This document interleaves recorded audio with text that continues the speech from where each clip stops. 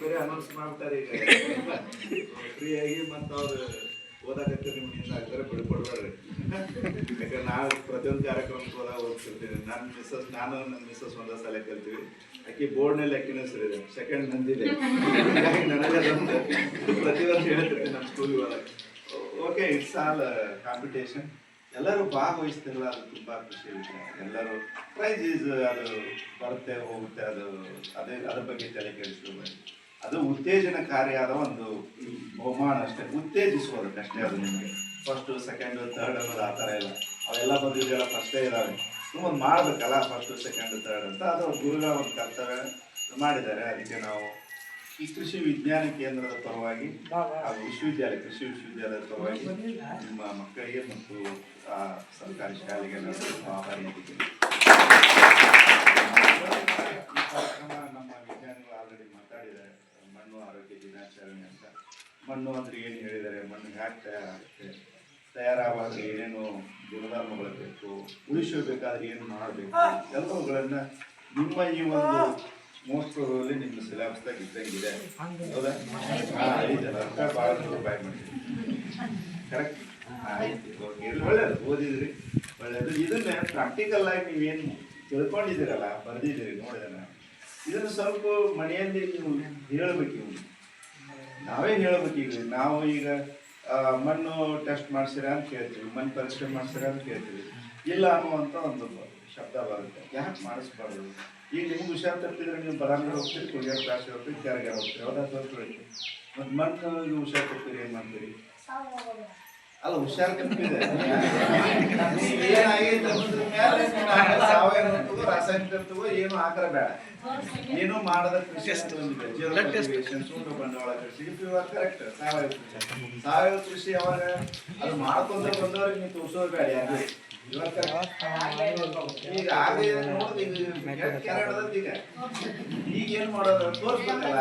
ಇದನ್ನ ನಾವು ರೈತರಿಗೆ ಸ್ವಲ್ಪ ತಿಳುವಳಿಕೆ ಹೇಳ್ಬೇಕು, ಮನೆಯವ್ರಿಗೆ ತಿಳುವಳಿಕೆ ಹೇಳ್ಬೇಕು. ಯಾಕಂದ್ರೆ ಈಗ ಎಲ್ಲವೂ ನಮ್ಮ ಮಣ್ಣುಗಳು ಅರಿವಿನ ಮೇಲೆ ಅಂದ್ರೆ ಎಲ್ಲವುಗಳನ್ನ ನಾವು ನೀವು ಹೇಳ್ತೀರಿ ಅವೈಜ್ಞಾನಿಕವಾಗಿ ನೀರು ಮತ್ತು ಈ ಗೊಬ್ಬರಗಳ ನಿರ್ವಹಣೆಯಲ್ಲಿ ಏನಾಗಿದಾವೆ ಅಂದ್ರೆ ನಮ್ಮ ಮಣ್ಣುಗಳು ಇವತ್ತು ಏನು ಬೆಳೆಯಲ್ಲ.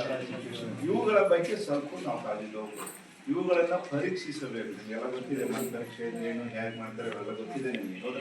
ಅವುಗಳನ್ನ ನಿಮ್ಮ ಈಗಿನ ಏನು ಜನ ಇದೆ ಅವ್ರಿಗೆ ತಿಳಿಯೋರಿಗೆ ಹೇಳ್ತಂತ ಕೆಲಸವನ್ನು ಮಾಡಬೇಕು. ಯಾಕಂದ್ರೆ ಪ್ರತಿ ಸೆಕೆಂಡಿಗೆ 1 ಎಕರೆಯಷ್ಟು ಮಣ್ಣು ಹಾಳಾಗ್ತಾ ಇದೆ ನಮ್ಮ ಭಾರತದಲ್ಲಿ. ಪ್ರತಿ ಸೆಕೆಂಡಿಗೆ 1 ಎಕರೆಯಷ್ಟು ಮಣ್ಣು ಹಾಳಾಗ್ತಾ ಇದೆ.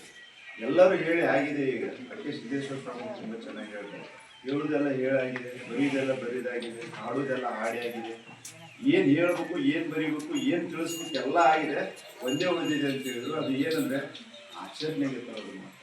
ಆಚರಣೆ ತರಬೇಕಾದ್ರೆ ನಾವು ಏನು ಹೇಳಿ ಎಲ್ಲ 11ನೇ ಶತಮಾನದಿಂದ ಹಿಡ್ಕೊಂಡು ಇಲ್ಲಿವರೆಗೆ ಯಾರು ಹೇಳಿಲ್ಲ ಹೇಳಿ ಮಣ್ಣಿನ ಬಗ್ಗೆ? ದಾಸರು ಹೇಳಿದ್ದಾರೆ, ಬಸವಣ್ಣವ್ರು ಹೇಳಿದ್ದಾರೆ, ಹೌದಾ, ಸೂಫಿ ಸಂತರು ಹೇಳಿದ್ದಾರೆ. ಯಾರು ಹೇಳಿಲ್ಲ ಹೇಳಿ? ಅವನೇ ಹೇಳಕ್ಕೆ ಕುಂತ್ರೆ ಪುರಾಣ ಆಗುತ್ತೆ. ಅದು ಒಂದೇ ಒಂದು ಸರ್ವಜ್ಞ ತುಂಬ ಚೆನ್ನಾಗಿ ಹೇಳಿ ಏನು ಮಣ್ಣು ಹೆಂಗಿರ್ಬೇಕು ಅನ್ನೋದು ಹೇಳಿ. ಹೆಣ್ಣು ಸದನಕ್ಕೆ ಸಿದ್ಧನಿಗೆ ಕರ್ತನೆ ಮಣ್ಣು ಕರೆಕ್ಟಾಗಿ ಅದನ್ನು ಹೇಳ್ಬಿಟ್ಟಲ್ಲ. ಅದು ಒಂದು ತಿಳ್ಕೊಂಡ್ರೆ ಸಾಕು. ನಮ್ಮ ಮಣ್ಣನ್ನು ಹೇಗೆ ಇಟ್ಕೋಬೇಕು, ಯಾಕೆ ಅದನ್ನು ಸಂರಕ್ಷಿಸಬೇಕು ಅನ್ನೋಂಥ ಕಲ್ಪನೆ ನಮಗೆ ಬರುತ್ತೆ. ಯಾಕಂದರೆ ನಾವು ಯೂಸ್ ಮಾಡ್ತಕ್ಕಂಥ ಈ ಮಣ್ಣು ನನ್ನ ಪಾಲಿನದಲ್ಲ, ನಿಮ್ಮ ಪಾಲಿನ ಮಣ್ಣು. ಅಂದರೆ ನಿಮಗೆ ಬರಬೇಕಾದಂಥ ಮಣ್ಣು. ಈಗ ಯಾವ್ದಾದ್ರು ಸೈಕಲ್ ಹೋಗಿದ್ದು ಚೆನ್ನಾಗಿ ವಾಪಸ್ ಕೊಡ್ತೀರ, ಪಂಚರ್ ಹಾಗೆ ಕೊಡ್ಬೇಕಲ್ಲ. ಈಗ ನಾವು ಮಣ್ಣನ್ನು ಹಾಗೆ ಬಿಟ್ಟು ಹೋಗ್ಬೇಕು. ಹೌದಾ? ಮಣ್ಣನ್ನು ಹಾಗೆ ಬಿಟ್ಟು ವೇದ ಸಾಂಗ್ ಕೇಳಿದ್ರೆ ವೇದ ಸಾಂಗ್ 4ನೇ ಕ್ಲಾಸ್ಗಿಂತ ಎಲ್ಲಿ ಬಂದಿದ್ದ ಚೀನಾ ಯಾತ್ರೆವ ಭಾರತಕ್ಕೆ ಬಂದ. ಎಲ್ಲಿ ಬಂದ? ಎಲ್ಲಿ ಬಂದಿದ್ದ? ಬಂದಿದ್ದ. ನಮ್ಮೂರಂದ್ರೆ ಯಾವ್ದು? ಪುಲ್ಕೇಶ್ ಹತ್ರ ಬಂದಿದ್ದ. ಅವಾಗ ಬಂದಾಗ ಒಂದು ಪ್ರಶ್ನೆ ಕೇಳಿದ್ರು. ಒಂದು ದೊಡ್ಡ ಕಾಯ್ತಾ ಇತ್ತು ಅವನು, ಭಾಳ ಆ ತಾಯ್ತದೊಳಗೆ ಮಣ್ಣಿತ್ತು. ಮಣ್ಣು ಕಟ್ಕೊಂಡು ಬಂದಿದ್ದ, ಚೀನಾದ ಮಣ್ಣು. ಹೌದಾ? ಯಾಕಂದ್ರೆ ಈಗಿನ ಗತಿಗೆ ತಾಸ್ನಾಗ ಅಲ್ಲೇ ತಾಸ್ನಾಗ ಇಲ್ಲ, ಯಾವ ಇದ್ದಿಲ್ಲ.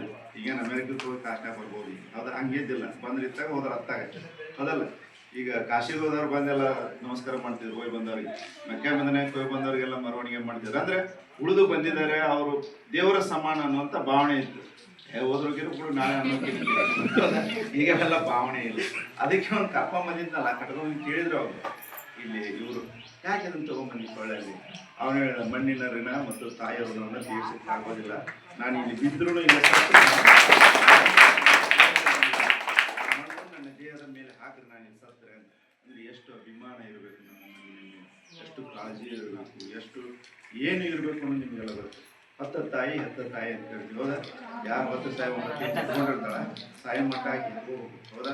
ಅದಕ್ಕೆ ನಾನು ಸತ್ತರೆ ಮಣ್ಣಿಗೆ ಹೌದಾ, ಮಣ್ಣೆ ಸತ್ತರೆ ನಾನು ಸತ್ತರೆ ಮಣ್ಣಿಗೆ, ಮಣ್ಣೆ ಸತ್ತರೆ ಎಲ್ಲಿಗೆ ನೀರು.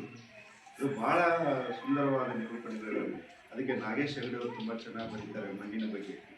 ಎಲ್ಲ ಅಣುಚಳಗಾಲ ಅಡಗಲು ಸ್ಥಳವೆಲ್ಲಿ ಅಂತ ಒಂದು ಪುಸ್ತಕ ಇದೆ, ನೀವು ಓದಿರಿ ಅವನ್ನೆಲ್ಲ. ಅಣುಚಳಿಗಾಲ ಅಡಗಲು ಸ್ಥಳವೆಲ್ಲಿ ಅಂತ ಹೇಳಿ ನಾಗೇಶ್ ಹೆಗಡೆ ಅವರು ಬರೆದಿದ್ದಾರೆ.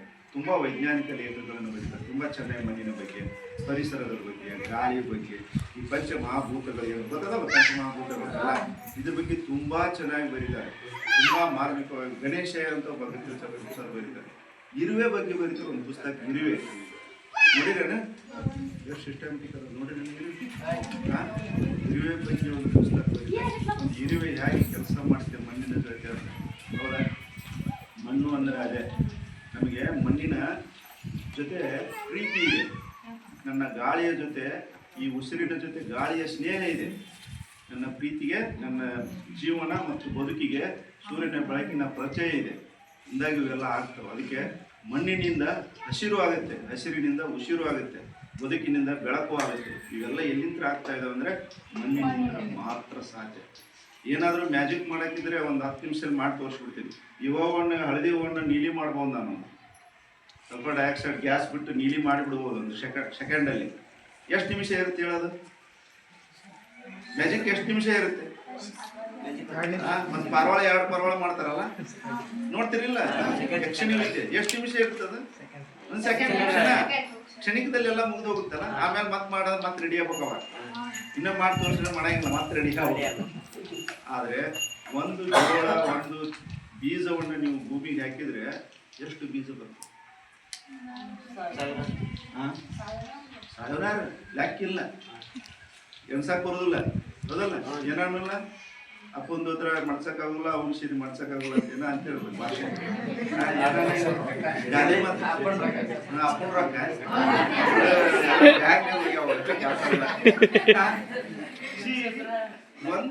ಒಂದು ಕಾಳು ನೀವು ಭೂಮಿಯಲ್ಲಿ ಹಾಕಿದಾಗ ಭಗವಂತ ಒಂದು 4 ಹನಿ ಸೃಷ್ಟಿಯಿಂದ ಅಂತಂದ್ರೆ ಏನ್ ಮ್ಯಾಜಿಕ್ ಆಗುತ್ತೆ? ಯಾರಾದ್ರೂ ವಿಚಾರ ಮಾಡಿದ್ರೆ ಇಂಥ ಮ್ಯಾಜಿಕ್ ಎಲ್ಲಿ ಸಿಗುತ್ತಪ್ಪ ನಿಮ್ಗೆ? ಒಂದು ಗುಬ್ಬಿ 2 ಗುಬ್ಬಿ ಆಗೋದು, 1 10 ಆಗೋದು ನೋಡಿದ್ವಿ. ಅಬ್ಬಬ್ಬ ಅಂತೀವಿ ನಾವು, ಅಂತೀವಿಲ್ಲ? ಏನು ಮಾಡಿದ್ನಪ್ಪ, ಭಾರಿ ಮಾಡಿದ್ನಪ್ಪ ಅಂತ. ಒಂದು ಭೂಮಿಯಲ್ಲಿ ಒಂದು ಬೀಜ ಹಾಕಿದಾಗ ಇಡೀ ಏನು ಸುಲನ ಸಲುವಂಥ ಒಂದು ಕೆಲಸವನ್ನು ಮಾಡ್ತಕ್ಕಂಥ ಒಂದು ಶಕ್ತಿ ಯಾರಿಗಿದೆ ಅಂದರೆ ಆ ಶಕ್ತಿ ಮುಂದೆ ಎಲ್ಲವೂ ನಶ್ವರ ಹೌದಾ? ಅದಕ್ಕೆ ಅನ್ನತ್ತಂಥದ್ದು ಮಣ್ಣು ಏನನ್ನಂತ ಎಷ್ಟು ಜಿಗ್ದಾಡ ಮಣಿಗೆ ನನ್ನ ಮೇಲೆ ಹೌದಾ? ನೀ ಎಷ್ಟಾದ್ರೂ ಜಿಗ್ದಾಡ ನನ್ನ ಮೇಲೆ, ಕೊನೆಗೆ ನಾನೇ ನಿನ್ನ ಮೇಲೆ. ಅದಕ್ಕೆ ಈ ಕನ್ನಡ ನಾಡನ್ನು ಮರಿಬೇಡ, ಕನ್ನಡ ಮಣ್ಣನ್ನು ಮರಿಬೇಡ, ಕನ್ನಡ ಮಣ್ಣಿನ ಹೆಣ್ಣನ್ನು ತೆರಿಬೇಡ ಅಂತ ಅವಶ್ಯಕ ತುಂಬ ಚೆನ್ನಾಗಿ ಬರೆದಿದ್ದಾರೆ. ಓದಿದೆ ಹಾಡಿದ್ರು ಇವತ್ತರ ಕೇಳಿರೋ ಮುಂಜಾನೆ. ಅದು ಇರ್ತದೆ. ಅದಕ್ಕೆ ಹೆಣ್ಣು ಮಣ್ಣನ್ನು ನಾವು ಭಾರತೀಯ ಸಂಸ್ಕೃತಿಯಲ್ಲಿ ತುಂಬ ಪೂಜನೀಯ ಭಾವದಿಂದ, ಗೌರವದಿಂದ ಕಾಣ್ತೀವಿ. ಗೌರವ ತಟ್ಟಿರೋದಕ್ಕೆ ಪೂಜನೀಯ ಭಾವನೆ ಇರಬೇಕು ಹೌದಾ? ಪೂಜನೀಯ ಭಾವನೆ ಅಂದರೆ ದೇವರ ಸಮಾನ. ಇವು 2 ವಸ್ತುಗಳು, ಇವುಗಳನ್ನು ಯಾವುದೇ ಕಾರಣಕ್ಕೂ ಶೋಷಣೆ ಮಾಡಬಾರ್ದು, ಪೋಷಣೆ ಮಾಡಬೇಕು. ಪೋಷಣೆಗಿಂತ ರಕ್ಷಣೆಗಿಂತ ಈ ಸಂರಕ್ಷಣೆ ಅಂತ ಹೊಸ ಹೊಡಿಗೆ ಸಂರಕ್ಷಣೆ ಮಾಡಬೇಕು. ಸಂರಕ್ಷಣೆ ಅಂದರೆ ಜಟಿ ಈಗ ಹೆಂಗಿದೆ, ಇನ್ನೂ 100 ವರ್ಷದ್ರು ಹಂಗೆ ಇರಬೇಕು. ನಮ್ಮ ಮಣ್ಣು ಹೆಂಗೆ ನಮ್ಮ ಹಿರಿಯರು ಬಿಟ್ಟು ಹೋಗ್ಯಾರಲ್ಲ, ಈಗ ಏನಾದ್ರು ಬಿತ್ತಿದ ಬೆಳೆ ಹೆಂಗೆ ಬಿಟ್ಟು ಹೋಗ್ಯಾರ ಹೌದಲ್ಲ? ಇವತ್ತು ನಿನ್ನ ಹುಣ್ಣು ಯಾವುದಿತ್ತು? ಹೌದಲ್ಲ? ಪೂಜೆ ಮಾಡ್ತೀವಿ ಕೊಟ್ಟಾಕ ಅಜ್ಜರಿಗೆ, ಅವ್ರಿಗೆಲ್ಲ ಅಮ್ಮರಿಗೆ. ಹಂಗೆ ಯಾಕೆ ಹಾಕ್ಯಾರ ಇವ್ರ ಮನ್ಯಾಗ ಅವ್ನ ಪೂಜೆ ಯಾಕೆ ಮಾಡ್ತೀವಿ? ಚಲೋ ಬಿಟ್ಟು ಹೋಗ್ಯಾರ ಅಂತ. ಒಂದು ನಮ್ಮ ನಾಳೆ ಹೊಳೆಗೆ ಹೋಗಿತ್ತು ನೀವು ಪೂಜೆ ಹೊತ್ತಿಗೆ ಹೋಗಿ ಈಗೇನು ಏನು ಕರ್ಕಿ ಬೆಳೆ ಕರಿಗ್ ಸೈತ್ ಬೀಳೋಲ್ಲ ಹಂಗೆ ಮಾಡಿಟ್ಟು ನಮ್ಮಪ್ಪ ಹೇಳಿ ಊಟ ಅಲ್ಲ ಹೊಳ್ಯಾಗ ಇರ್ತಾವ. ಹಂಗೆ ಆಗಬಾರ್ದು. ಅದಕ್ಕೆ ನಾವು ಏನು ಮಾಡಬೇಕು, ನಮ್ಮ ಜವಾಬ್ದಾರಿ ಏನು, ನಮ್ಮ ಕರ್ತವ್ಯ ಏನು, ಈಗಿನಿಂದಲೇ ಅದನ್ನ ಸುಧಾರಣೆ ಮಾಡ್ಬೇಕು. ಯಾಕೆ ಇವೆಲ್ಲ ಬಂದವಂದ್ರೆ ಅದ್ರ ಬಗ್ಗೆ ನಮಗೆ ನಿಷ್ಕಾಳಜಿ, ಅದ್ರ ಬಗ್ಗೆ ಅನಾಧಾರ. ಯಾಕೆ ಅನಾಧಾರ ನಿಷ್ಕಾಳಜಿ ಅಂದ್ರೆ ಯಾವ್ದು ಫ್ರೀಯಾಗಿ ಸಿಗ್ತೈತಿ ಅದಕ್ಕೆ ನಿರಾಧಾರ ನಿಷ್ಕಾಳಜಿ ಬಸ್ಸಿನ ಕಿಟಕಿನ ಮತ್ತು ಬಾಗ್ಲಾನ ಮುರಿದು ಬಿಟ್ಟಾರ ಪ್ರಯಾಣನ ನೀವಂತಲ್ಲ ಅಂದ್ರೆ ಫ್ರೀ ಆದ್ರೆ ಏನಾಗುತ್ತೆ ಅನ್ನೋದು ಉದಾಹರಣೆ ಹೇಳಿದಾನೆ. ಇದು ನಮ್ಗೆಲ್ಲ ಫ್ರೀ ಸಿಗುತ್ತೆ ಮಣ್ಣು, ಅದೇ ರೊಕ್ಕ ಕೊಟ್ಟು ತೊಗೊಂಬರಪ್ಪ ಅಂತಂದ್ರೆ ಹೆಂಗಾಗುತ್ತೆ? ಫ್ರೀ ಯಾವ್ದು ಸಿಗುತ್ತೆ ಅದ್ರ ಬಗ್ಗೆ ಕಾಳಜಿ ಇರಂಗಿಲ್ಲ ನನಗೆ ಜಾಸ್ತಿ. ಫ್ರೀ ಸಿಕ್ಕೈತೆ ಅಂತ ಹಂಗಲ್ಲ, ಯಾಕಂದ್ರೆ ನಿಸರ್ಗ ನೀಡಿದ 2 ಮಾಲ್ ಕೊಡುಗೆಗಳಂದ್ರೆ ಮಣ್ಣು ಮತ್ತು ನೀರು. ಮನುಷ್ಯನ ಅಂಗಗಳಿಗೆ ಕಣ್ಣು ಹೇಗೆ ಮಹತ್ವ, ಒಕ್ಕಲ್ತನಕ್ಕೆ ಹಾಗೆ ಮತ್ತು ನೀರು ಬಹಳ ಇಂಪಾರ್ಟೆಂಟ್. ನೀರು ನೀರು ನೀರು ನೀರು ನೀರು ಇಲ್ಲಾಂದ್ರೆ ವಾದಿ ನೀನು. ಮಣ್ಣು ಹಂಗೆ ಹೌದಾ? ಮಣ್ಣು ನಿಮ್ಮ ಒಂದು ಮೌಖಿಕ ಪುಸ್ತಕ ಅಂದ್ರೆ ಬರ್ತಿದ್ದೆ, ಒಂದು ನಾಮ ಚಿತ್ರಗುಣ ಪಂಚತತ್ವಮಿನ ತಾಸಂದಿನ ಅಂತರ್ನಾಷ್ಟ ಸೌಮ್ಯ ಶೇಷಯ ಮೃತ್ತಿಕ. ಮಣ್ಣು ಅಂದ್ರೆ ಏನಂತ ಹೇಳಿದ್ರೆ ಸುಂದರವಾಗಿ ಒಂದು ಸೆಂಟೆನ್ಸ್ ಹೇಳ್ಬೋದು, ಲೆಕ್ಕ ಮಾಡ್ಬೋದು. ಲೆಕ್ಕ ಮಾಡಿದ್ರೆ ಉಳಿಯುವುದು 2 ಅಕ್ಷರ, ಕೊನೆಗೆ ಅದೇ ಮಣ್ಣು ಅಂತ ಹೇಳಿದ್ರು. ಮಾಡಿದ್ರೆ ಲೆಕ್ಕ ನೀವು ಮಾಡಿಸ್ತಿದ್ದೇನೆ, ಇನ್ನೊಂದು ಹೇಳ್ತೀನಿ ನೋಡಿ. ಅದಕ್ಕೆ ಸಾಧ್ಯವಾದಷ್ಟು ಮಟ್ಟಿಗೆ ನಾವು ಯುವಕರಾದಂಥವ್ರು ಗುರುತರ ಜವಾಬ್ದಾರಿ ನಮ್ಮ ಮೇಲಿರುವ ಮಣ್ಣಿನ ಸಂರಕ್ಷಣೆ ಮಾಡೋಣ, ಮಣ್ಣನ್ನ ಸಂರಕ್ಷಣೆ ಮಾಡೋಣ, ಮುಂದಿನ ಪೀಳಿಗೆಗೆ ಇದನ್ನು ಸುರಕ್ಷಿತವಾಗಿ ಬಿಟ್ಟು ಹೋಗೋಣ ಅನ್ನೋದು ಹೇಳ್ತೀನಿ. ಭಾಳ ಆಗುತ್ತೆ. ಧನ್ಯವಾದ.